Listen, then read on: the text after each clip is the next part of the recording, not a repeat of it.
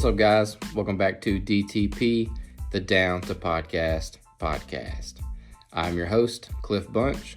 This is the podcast where I'm down to talk about anything and everything.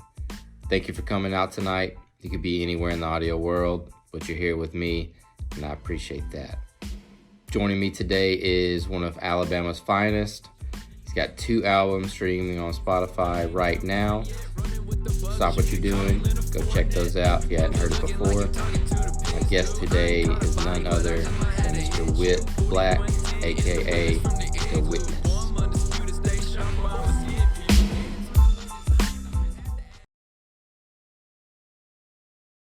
What comes first when you're starting a brand new track? Is it the beat, or do you come up with some lyrics and then try to come up with something to go with the lyrics? Man, it's kind of a little bit of both. Sometimes, I might make a beat first, and then when I hear it, get some words. Or sometimes I already have, a rhythm in my head or a certain flow, and then I'll kind of make a beat at a certain BPM to, match it. Okay. But, it's kind of both. I guess majority of the time, though, it'd probably be make the beat first. So I can, hear and get a vibe for what I want to talk about. Yeah. So you kind of split your time then, some days do you write more, and then other days you kind of work on beats and stuff? Well, I got a weird workflow. I actually take a little too long to make songs because I don't want to force anything, so I don't sitting down and forcing myself to come up with stuff, Right. So usually I just kind of wait till stuff during my everyday life happens that I think might be funny, or I think something clever or something like that, and I'll just type it down. I got a whole bunch of lines just in random bars, it's titled random bars, and I just got pages of crap that I probably would never use. But sometimes the way I write is almost like a puzzle. I'll get the beat, and then I'll have all these random bars, and I kind of oh yeah, that sounds pretty good over it, and just kind of piece it all together and throw lines, all the random lines together sometimes. I was just curious as to how you made a song from start to finish. Yeah, so it takes the time consuming. Definitely. Yeah, I just take a long time. But when it comes to with writing, but when it comes to beats, I might accidentally make 5 beats in a night, something like that. Sometimes, you just get in a groove and you're just creating. But then at the same time, I'll go weeks with I don't even want to make a beat, first of all, because I have so many beats already. I don't want to overwhelm myself and I have to pick this one and that one. What am I going to do with this one? So I try to keep, quality over quantity. Yeah, I feel that. So another thing that I was kind of curious about, how long do you think it took you to do your albums? 'Cause you got 2, right? Yeah. So the first one, I guess I started the fall of 2017. That's when I dropped the Colonoscopy. Yeah, I remember when that came out. Instant classic. Who doesn't love colonoscopies? Then I had John Stockton a few weeks later, and one of my favorites right there. Yeah. John Stockton. That's what most of my friends, that's their favorite as well. But I kind of lollygagged around the fall season because I was in Tuscaloosa football season. That's understandable. Yeah, had a lot on my plate. So then spring came, and of course, what am I going to do? Watch Alabama baseball and a chance. So had plenty of time and pretty much took the entire semester to make the rest of Moist. Okay. I dropped that in May. Streaming on Spotify right now. Yeah, I listened to it on the way over here. Shit's fire. Hey, that's all I need. Yeah. A Cliff Bunch cosign. I made it. Yeah. And if you hadn't seen the music video on Twitter, go check that out. Creamy. My dog, Luis, he is crazy with the edits, crazy with the footage. If you want some work, you need to hit him up immediately, expeditiously.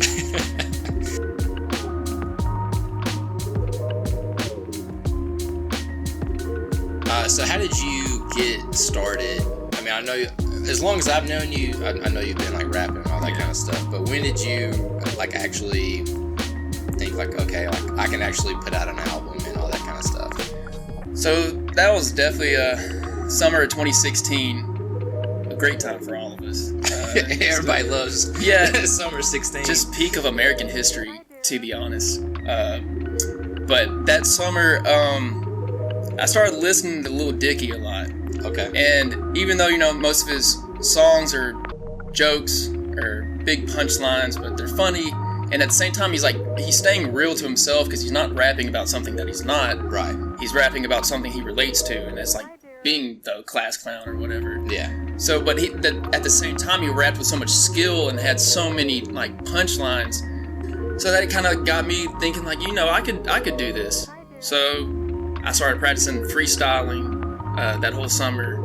And I got to the point where about like every party I went to, they'd like come up to me like, "Oh, Whit, like you need to rap, dude. Like you need to rap. They've never heard you rap before." And I was like, "Well, I'm about to show them."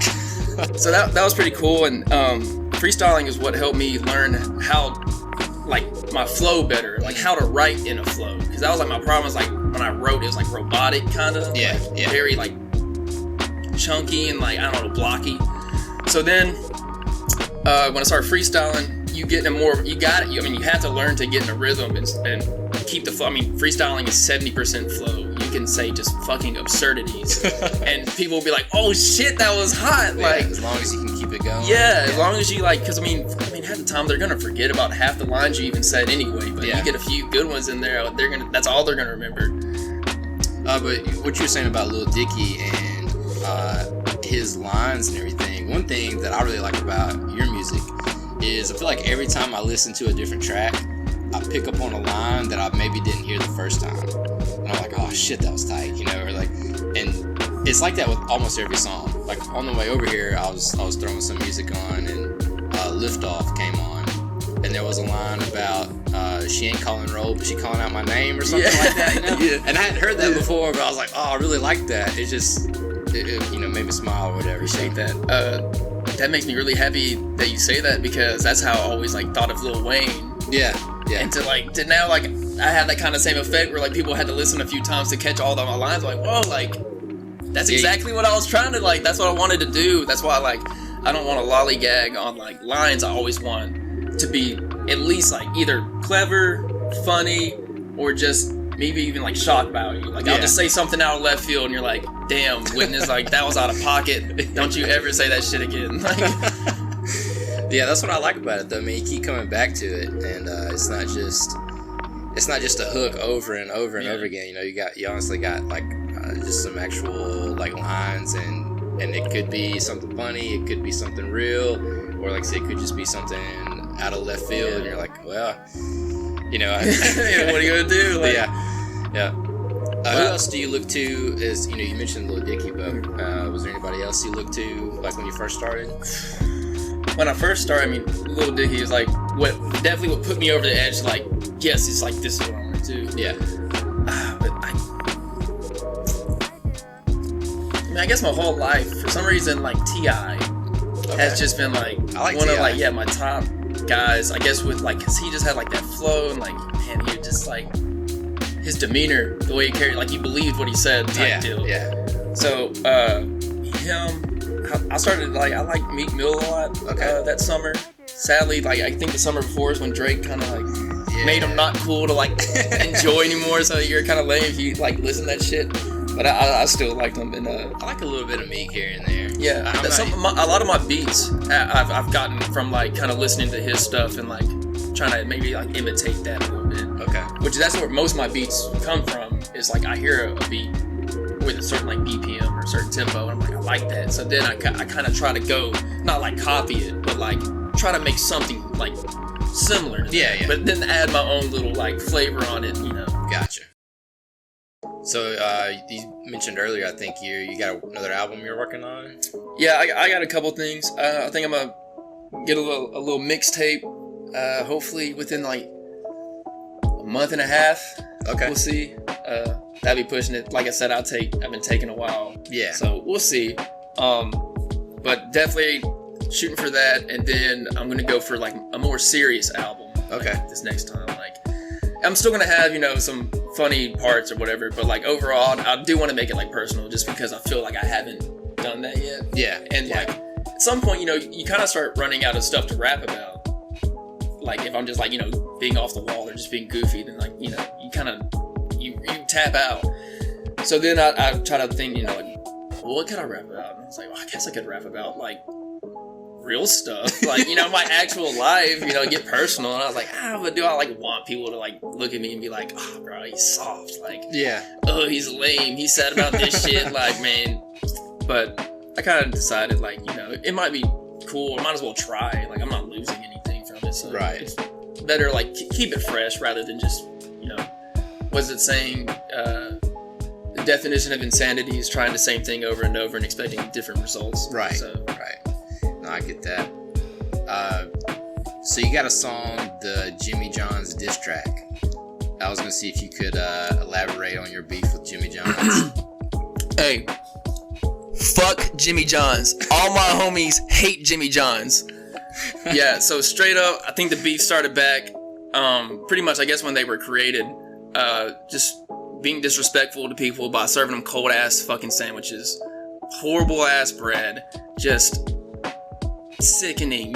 Like, you don't know where their meat's coming from. It could be coming from all the animals that Jimmy John is poaching off in Africa. Yeah, he's killing like giraffes and rhinoceri, and like, yeah, he's like game hunting and shit. Like, fuck this guy. Yeah. And so then one time I tweeted at him. I just had to get off my chest. Y'all shit suck. At Jimmy John's. So did they reply? They replied. Okay. Yeah, they clapped back at me. And they said something like, noted, like, period. Yeah.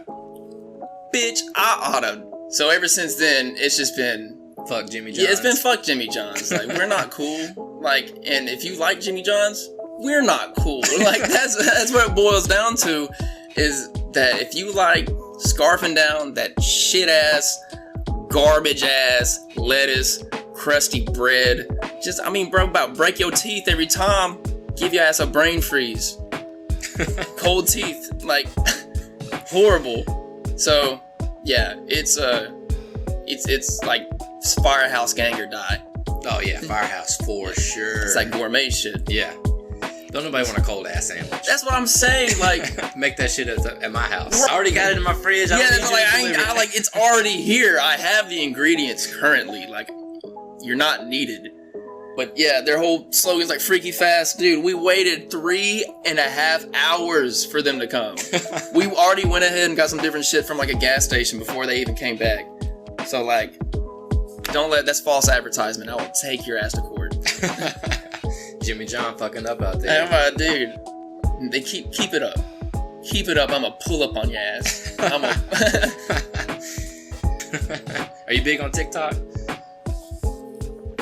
I'm like, I don't know how to explain it. Like, I like TikTok, but I don't get on often just because I know if I get on, I'm going to be on for like 3 hours. Yeah. So, like, it's just detrimental to my time. That's why I've purposely stayed away from TikTok, because I remember when Vine was hot, dude, I lost so many hours on Vine. And there were 6-second videos. Yeah. But I would spend 4 hours just, well, I couldn't even tell you one thing I watched on there, you know, but I just lost 4 hours of my day because I couldn't put Vine down. So when TikTok blew up, I was like, there's no chance I can download that. Well, like, the thing about TikTok, or the thing about Vine is, like, you got to get your joke in quick. Yeah. You ain't had no time to waste, so it was just like, you know, people's attention spans are getting lower, so, like, Vine was perfect for that. Like, yeah. You had to, it was quick, like, you were always interested, like, nothing ever got boring, which sometimes, like, TikToks could be a minute long. Sometimes, like, they get dull or boring. Yeah. So that's what, I mean, there's some gold on there. Yeah. There are some. Yeah. The comments are usually what's popping for me. Yeah. Like, yeah, it's usually, like,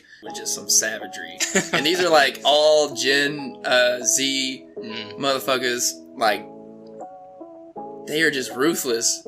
They have no chill. Like, none whatsoever. Like, even, like, I am taken aback sometimes. Yeah, and all of them have grown up basically with a phone in their hand. Yeah. And so they know that they can just post whatever in the comments and there's probably not going to be any consequences or anything, you know.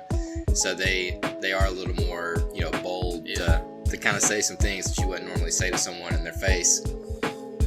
Also, I just want to know what the fuck a walkie slush is. I've been hearing that a lot lately. I don't know what that is either. Walkie slush. I don't know. It's a thing, though. Is it going around TikTok? Yeah. Okay. I've never heard of that. Walkie slush. I guess we'll have to Google it later to see what it is. I'm scared to Google it. Like, is this gonna be like an Urban Dictionary type, like, angry pirate deal? It could be. Or everybody when they was Googling like blue waffle and stuff like that. I'm sure everybody looked at that back in the day. The Alabama Hot Pocket. Yeah. Man, you gotta be careful what you Google these days. And they're watching you out here. Yeah. They know what you're Googling too. Like, people are like, y'all think y'all slick. No, the FBI just saw you Google like giraffe ass porn. Like, you're not gonna hide from it. Yeah.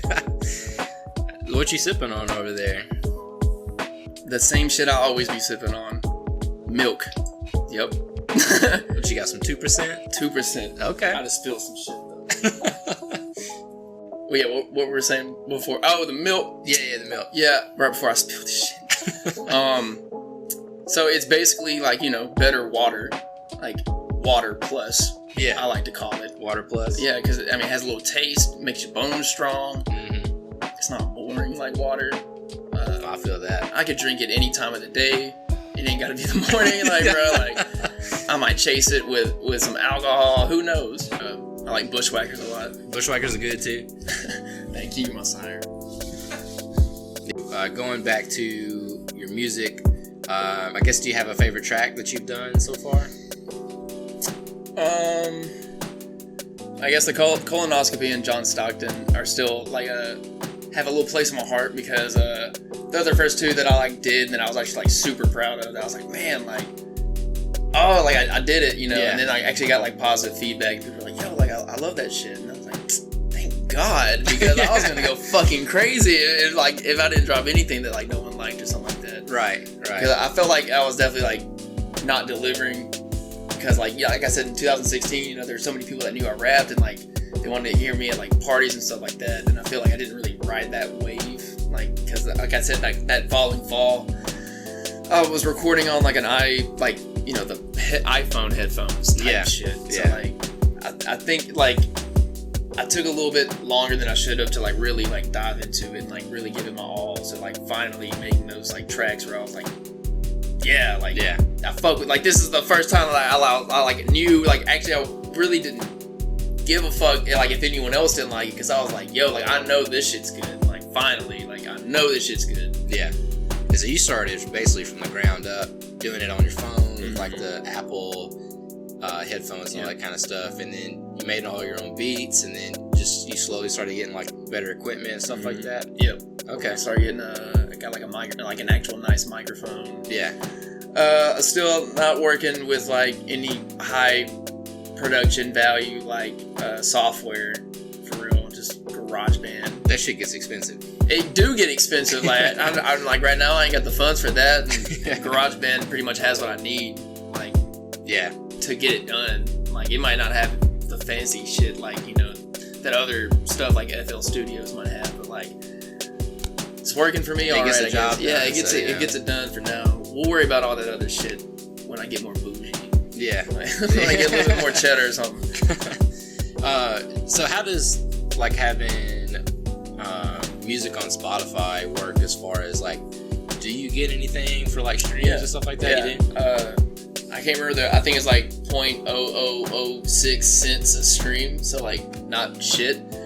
But if you accumulate enough, then they'll pay you. I think I get paid in $25 increments. Okay. So I've gotten a couple paydays, but hey, that's what's up. It's not nothing crazy. I probably made $100 off of streams, but that's better than nothing. Yeah, I'm about to say.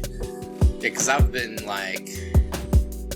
I think the way it's explained with the podcast, most people just do ads and stuff, but even with the ads, you only really make money per so many downloads and stuff like that. So I'm not gonna worry about that shit. I got you Playtex.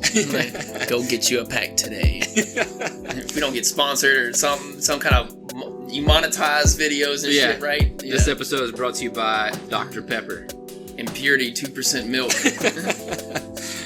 Not by fucking Jimmy John's. Yes. Go fuck yourself. Yeah, if there's one motherfucker that did not